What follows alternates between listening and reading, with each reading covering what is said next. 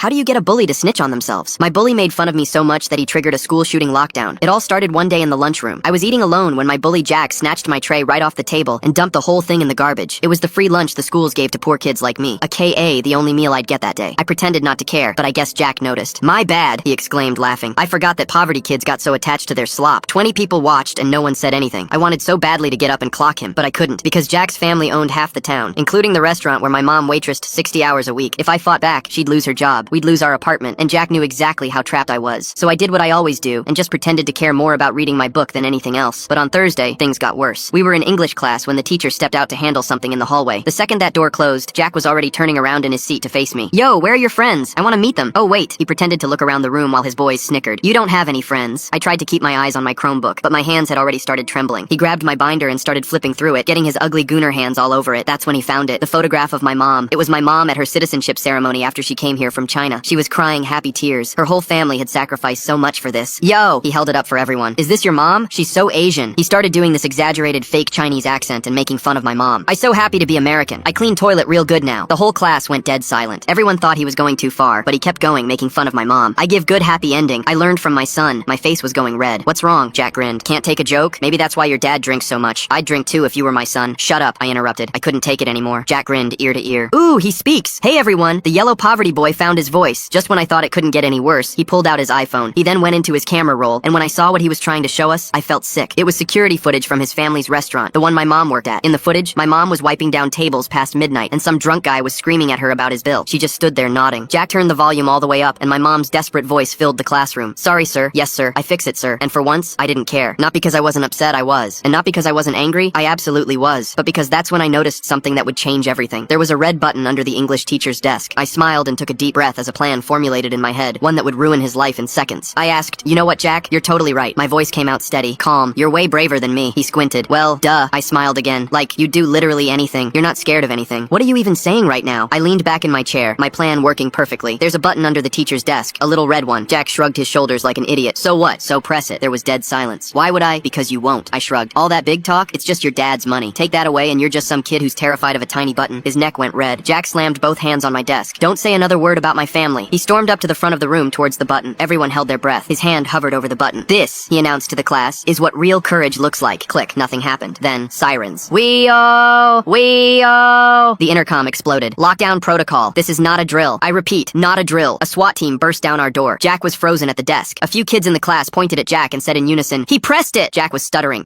I just pressed a button. Hands where we can see them. Do not move." Jack got expelled that afternoon. Turns out pressing a school's emergency threat button is a felony. Who knew?